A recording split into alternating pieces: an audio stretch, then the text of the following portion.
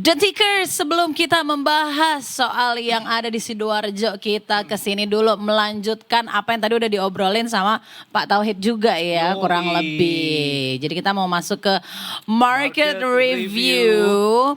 Aku punya kepanjangan dari IHSG. Apa tuh? So gregetan. Wah. Iya gak sih? Apakah sentimennya seperti itu hari ini? Wow, kita sudah hadirkan ekonom. Langsung itu, berat banget. Kita ada Mas Andi dari Mega Capital Sekuritas. Selamat sore, Mas Andi. Selamat sore Mas Andi. Welcome Mas Andi. Ya. Tapi sebelum mulai, ini tadi Feli bilang, Feli curhat Mas. Ada pertama kali gue di Detik Sore, akhirnya ngeliat Ijo. Ya. Serius Mas? Iya emang. Bener ya? Iya emang semenjak MSCI itu kan kita jarang banget lah. Nah itu dia, bagaimana kenaikan bisa harga ini? penutupan. How come tuh? Pokoknya pertanyaan kalau lagi market review yang akan dilemparkan oleh Feli pasti gimana ini Mas? Piye, coba dijelaskan Jadi, ini. kalau ngelihat pergerakan di hari ini tuh sebenarnya sentimennya masih sentimen yang kemarin berlanjut. Oke. Sebelumnya kan kemarin malah kita kenaikannya itu sekitar 7,5% kan. Iya betul. Itu disebabkan karena adanya sentimen positif dari kenaikan suku bunga BI rate. Sebenarnya secara teoritis kenaikan suku bunga BI rate itu biasanya respon negatif oleh market di IHSG karena secara teori kan meningkatkan cost of capital dari para perusahaan dari corporate, tapi untuk kali ini konteksnya adalah terkait stabilitas nilai tukar. Jadi market nih ngelihatnya kenaikan BI rate ke 5,5% itu sebagai keseriusan lah dari sisi moneter untuk menyetabilkan atau setidaknya menguatkan rupiah. Karena kenaikan 25 basis point kemarin itu juga kan sebenarnya di luar agenda dari RDG itu sendiri kan. RDG itu sendiri kan baru akan diagendakan 18 Juni. Jadi kemungkinan ketika RDG nanti akan terjadi kenaikan suku bunga BI rate lagi sih. Jadi ini dinilai positif karena keseriusan untuk menguatkan rupiah. Terus selain itu juga ada dorongan dari DPR terkait saham-saham BUMN khususnya untuk melakukan buyback karena dinilai saham-saham BUMN ini secara fundamental memang cukup baik kinerjanya, namun terkena dampak koreksi dari sentimen market sebelum-sebelumnya, sehingga dengan adanya dorongan buyback ini bisa menjadi katalis positif lah untuk saham-saham BUMN. Kan dari 2 hari terakhir ini juga kan saham-saham BUMN khususnya banks kan naiknya cukup signifikan gitu. Iya sih. Dan hari ini sebenarnya IHSG tutup angkanya 5.902.38 atau 155.73 atau plus 2,71% Mas. Tapi yang patut dicermati juga sebenarnya net foreign sale itu masih tinggi.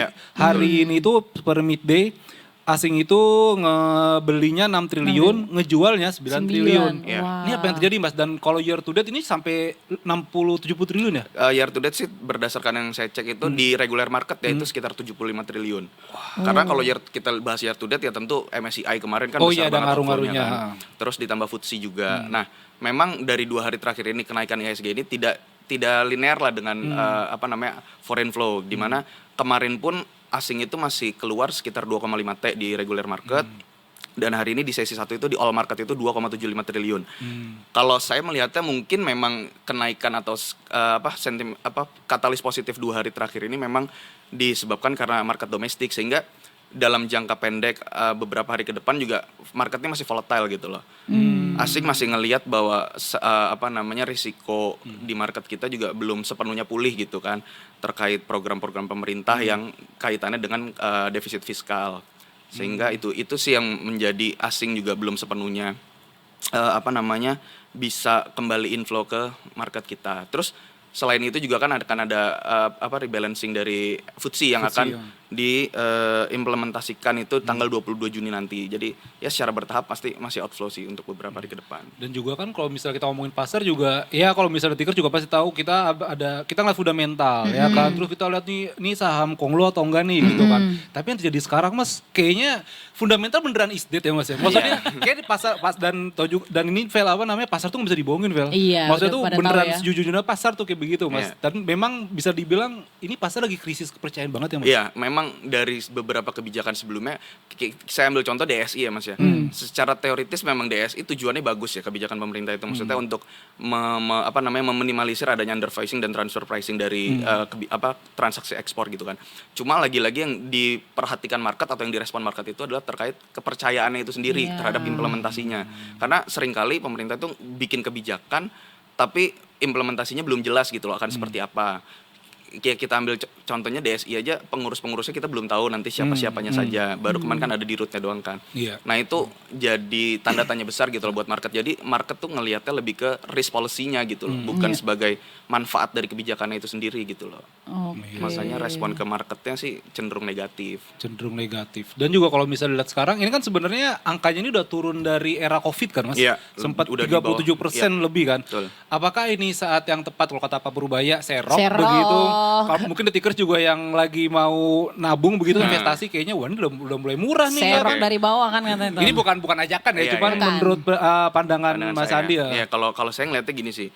Kalau dari sisi harga memang banyak banget saham-saham di IHSG di bursa efek kita tuh yang udah valuasinya tuh udah cukup rendah gitu kan. Terutama saham-saham big banks dan saham-saham lainnya juga. Cuma kalau untuk masalah sudah tepat waktu untuk menyerok, saya menyarankan untuk mengakumulasi secara bertahap lah. Tetap akan dilakukan secara bertahap, jangan langsung all in, lihat sentimen-sentimen yang ada di market setiap harinya seperti apa. Baru setelah itu kalau memang dari rilis data makro sudah menunjukkan kondisi ekonomi yang fundamental yang baik, terus sentimen asing sudah mulai inflow, itu mungkin bisa jadi pertimbangan lagi gitu loh. Cuma untuk saat ini mungkin yang bisa saya kasih input yaitu sih akumulasi secara bertahap, khususnya untuk saham-saham yang fundamentalnya memang baik gitu loh. Terus ngejar dividen juga oke sih Mas, karena dividen yield bank-bank kemarin kayak bank BMRI aja itu kan tembus 11% kurang lebih. Iya. BBC juga ngasih baru dividen lagi kan. 7% lah. Ya, walaupun gak gede-gede banget sih. Iya, cuma paling enggak kan dengan harga segitu kita bisa dapat dividen yield yang lumayan menarik gitu loh. Ya tapi di sisi lain SBN juga tinggi sih ini yieldnya. Iya. Ya pertanyaannya kapan ya itu tadi kan buat untuk membaiknya dan segala macamnya, karena kan katanya jangan terlalu agresif dulu berarti ya. Iya, jangan all nggak in. sih? Jangan all in gitu kan. Kapan ya? Saya sih sebenarnya nggak ikut-ikutan ya yang kayak gini. Saya bingung Mas soalnya, jujur saya puyeng gitu. Pegangan loh, puyeng. Bener-bener. Tapi berarti yang kayak tadi kita bahas itu yang pertemuan antara DPR, BUMN dan BI segala macam itu cukup ngaruh juga ya? Cukup ngaruh Mbak. Karena dengan adanya buyback kan otomatis supply demand dari dari saham tersebut kan akan meningkat kan. Sehingga nanti supply-nya akan semakin terbatas dan akan meningkatkan harga gitu. Oke. Harga. Sama yang terbaru juga BI Rate kan naik Mas. Itu artinya nanti harga KPR yang floating bakal naik kan. Lagi. Ditambah Pertamax juga naik nih. Itu kira-kira emiten mana Mas yang bakal berpengaruh? Terkait sebenarnya saya mungkin bahas dari makronya dulu ya. Mungkin kalau dari kenaikan Pertamax ini sebenarnya kondisi kita ini udah terlalu lama untuk menahan harga BBM gitu kalau menurut saya. Jadi resiko ke defisit fiskalnya kan cukup lumayan gede dan itu menjadi concern dari para investor luar gitu loh. Dengan kenaikan BBM ini dampak ke inflasinya sih kalau menurut saya untuk Pertamax itu tidak terlalu besar. Mungkin sekitar 0,2%-an lah. Kecuali yang dinaikkan itu adalah BBM subsidi kayak Pertalite dengan solar itu mungkin akan berdampak sangat berat gitu kan. Nah, terkait sektor apa yang menarik sebenarnya saya belum bisa melihat sektor mana sih Mas yang memiliki katalis menarik. Karena melihat dari komoditi misalnya kemarin kayak misalnya dengan adanya DSI akhirnya China kan ngepospon transaksi batubaranya gitu. Jadi dan diperhatikan dalam 4 hari terakhir aja ketika IHSG melemah itu seluruh sektor itu ikut melemah. Begitupun ketika 2 hari mengalami kenaikan seluruh sektor ikut mengalami kenaikan. Jadi memang pengaruhnya itu benar-benar masih dari dalam negeri sih Mas, dari broad base-nya itu sendiri. Iya sih. Oke. Nih buat saya nih yang kan saya nggak ngomong gitu langsung, nggak ikutan nih kalau yang saham-saham gini nih, puyeng nih saya beneran. Nah kalau misalnya nabungnya emas kayak gitu-gitu atau reksadana? Reksadana mungkin menarik ya Mbak ya, khususnya reksadana pasar uang atau pendapatan tetap gitu menarik karena minim resiko kan. Terus ditambah kayak misalnya SRBI kan itu biasanya ada di RDPU kan itu sekarang cut off yieldnya terakhir cut off bunganya itu terakhir tuh di 7,68 kalau nggak salah. Oke. Which is itu di atas SBN 10 years dengan jangka waktu hanya 1 tahun itu kan cukup lumayan menarik gitu. Berarti mendingan itu aja dulu ya. Ya kalau mau aman sih itu ya. Kalau mau Iya, aman, karena emang benar. ada risiko ya kan Mas. Cuma ya balik lagi sih kayak dari kalau kita mau invest ke IHSG gitu, misalnya mau ke equity juga sebenarnya harga-harganya cukup murah. Jadi tergantung tujuan kita berinvestasinya juga. Kalau emang kita Oke. mau hold long term, saya rasa nggak ada salahnya juga untuk mulai akumulasi saham-saham dengan fundamental yang baik gitu loh. Oke, sama modalnya berapa juga Coba kan iya, tergantung. yang utama Itu sih. yang itu kan, itunya Iya, dulu itu gitu. dulu, iya, Reksadana benar. sih bisa dipikirkan tuh. Bisa dipikir, walaupun memang angkanya nggak segede saham Mas ya, kalau reksadana tentu, kan. tentu. Tapi kan ya kita bahas risiko kan. Kan Iya, investasi benar. bukan cuma Iya, sekedar profit gitu kan. Yes, keren. Tapi kita harus minimalisir resiko juga. Kan? Benar. Oke. Oke. Dan ini ya kalau ya tadi kan Feli juga bilang ini pemerintah udah ketemu, udah jadi cukup angin segar begitu kan Mas. Apakah sampai nanti akhir tahun kira-kira kalau Mas Andi udah hitung-hitungan belum kira-kira akhir tahun nih ISG bakal nembus berapa nih Mas? Apakah bakal kita bisa naik atau ya amit-amit kalau jeblok lagi? Kayaknya langsung lalu tuh, udah ada perhitungannya nih kayaknya nih. Enggak. Cuma kalau kita berkaca dari mulai geopolitik yang sampai sekarang pun belum jelas, Iya. terus dari kondisi fundamental ekonomi kita sendiri yang sampai akhir tahun pun inflasi diprediksi akan meningkat kan. Cuma mungkin ya tetap akan dijagain oleh pemerintah. Saya rasa sih dengan katalis-katalis yang ada, dengan semakin jelasnya kebijakan-kebijakan yang dilakukan pemerintah, optimisnya mungkin di 7.500 lah Mas. Mungkin untuk kembali ke 9.000 sih saya rasa Iya, masih sulit kalau Susah. untuk balik awal tahun. Ya tapi to the moon-nya kan semoga kejadian lah. Betul, amin. Apa tuh to the moon tuh maksudnya Semoga tuh? naik tinggi Oh, naiknya. gitu. Tapi ya realistis dan optimisnya kalau saya di 7.500 lah. Realistis dan optimis. Dua kata jadi satu tuh, realistis dan optimis. Ini aja tapi kan belum tembus 6.000 ya padahal saya Iya. tadi ngarepnya tembus bisa breakout resisten di 6.000-an lah. Bisanya tuh kalau apa tuh? Besok bisa nggak Mas? Nggak. Pekan inilah. Pekan ini saya rasa bisa sih Mas 6.000 dengan asal nggak ada sesuatu yang Gebrakan-gebrakan apa dar-dar ya? gebrakan negatif yang keluar saya rasa masih bisa karena ini market khususnya domestik masih Nah, itu. cukup rally lah. Iya kayaknya beberapa waktu terakhir gitu yang jadi concernnya tuh lebih ke yang domestiknya ya Iya, dibanding memang globalnya ya. Karena asingnya udah pasti outflow karena Iya. dengan adanya rebalancing MSCI dan FTSE itu kemarin dan ya itu tadi dengan beberapa lembaga rating juga kan melihat resiko di Indonesia itu kan meningkat gitu. Berapa persen sih Mas dari ISG ini yang punya nama asing sama domestik? Terakhir di bulan April ya, saya tuh punya data di bulan April itu terakhir 40%-an Mas. Memang sudah didominasi oleh 40% domestik? Enggak, 40% udah foreignnya 40%. Oh, domestik 60% dong? Yep. Semenjak Covid tuh kontribusi domestik itu lebih besar daripada foreign. Cuma memang tetap foreign tuh tetap bisa penting lah untuk market kita. Dunia paling banyak foreign. Iya. Sekali beli berapa triliun, Vel? Iya, Nah, gue enak cuma mereka. satu lot doang. Nah, kan dikit-dikit lama-lama menjadi Bukit bener. Itu juga Himalaya. empot-empotan ya. Wes, bagus. Boleh. Boleh. Ya pokoknya kita cukup optimis lah Mas ya. Harus. Pemerintah harus optimis dan juga ya kita juga ya itu Vel, kalau balik lagi kan tadi kalau kata Mas Andi juga tergantung nabungnya mau apa gitu. Kalau misalnya ya Feli misalnya atau The Tickers wah punya banyak cuan begitu kan ya mungkin di ISG bisa dulu karena Bisa. fundamental cari yang fundamental bagus juga Ya. begitu. Tapi kalau misalnya yang ada agresif, ada konservatif ya Mas ya. Sama moderat. Yang moderat gitu yang kayak reksadana lebih aman deh walaupun yang kayaknya mungkin 5-6% per tahun sih. Iya. Bersyukur lah 5-6%. Bersyukur betul 5%. Lu nabung 5 triliun 5% berapa? Gue nabung 5 triliun, gue beli Detik Sore. Gila. Sama Detik Pagi sekalian. Mas Andi jadi coach gue. Bisa, lu mau kemana? Ha? Nonton FIFA di Piala Dunia? Boleh. Nabung 5 triliun. Amin. Mas Piala Dunia jagoin siapa Mas? Wets. Portugal. Wih. Saya fans MU soalnya Mas. Oh, gitu. 2008 ya, di 2008 ya. Jadi pegang Brunonya aja lah. Oh pegang Bruno, kayaknya Ronaldo juga. Tapi- Ronaldonya mah paling penyemangat aja kayaknya di edisi kali ini mah. Kalau pecinta-pecinta bola gitu mereka lebih cenderungnya ke mana nih? Reksadana atau apa? Atau Waduh. enggak ya? Enggak bisa ya? Enggak kelihatan dari situ ya? Saya mau nyebut yang lain takut nih. Oh iya, Ntar, ngerti, udah mati ngerti. aja. Ntar gua Ngerti, kasih tahu. saya Ntar gua ngerti. kasih tahu, ada.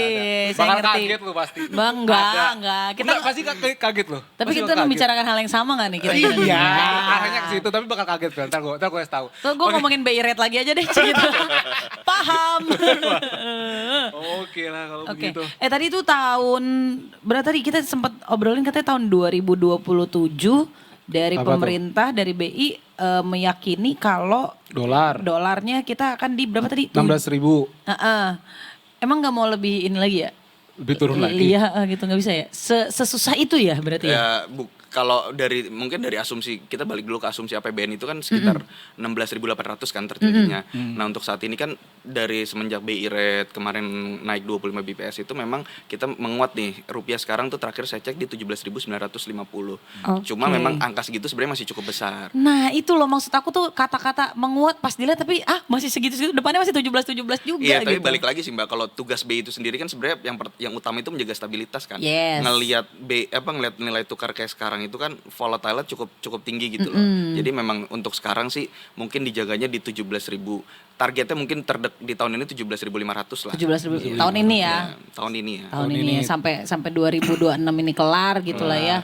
Ntar 2027 14.000. Widih. 8.000. 2045. Gila balik Indonesia lagi gue. emas. Amin. Amin. Tunggu kalau nunggu selama itu kelamaan dong pemirsa ya. Oke, ada lagi mungkin yang bisa ditambahin dan ini buat Detikers harus melakukan apa nih beberapa waktu ke depan. Karena tadi ada tanggal-tanggal yang perlu dinantikan tuh ya. Tanggal 18 Juni tadi apa tuh? FTSE tadi rebalancing tadi, terus ada juga terkait MSCI terkait status ke suatu negara itu menjadi emerging atau frontier itu juga di sekitar 20-an Juni saya lupa tepatnya berapa ya, paling itu aja sih. Cuma kalau untuk konteks MSCI sih sebenarnya saya masih meyakini bahwa Indonesia akan tetap di emerging market sih. Keren. Akan turun kasta lah. Amin. Ya intinya mah tetap waspadalah aja. Iya, perhatiin sentimen-sentimen lah supaya pemerintah suka. Iya nih. Dia ngomong bener. Nah, abis itu backup mas mikrofonnya di sini, jangan dijauhin. Suara rakyat tuh suara hati biasa. Benar. Makasih banyak Mas Andi, sudah datang ngetik sore jauh-jauh.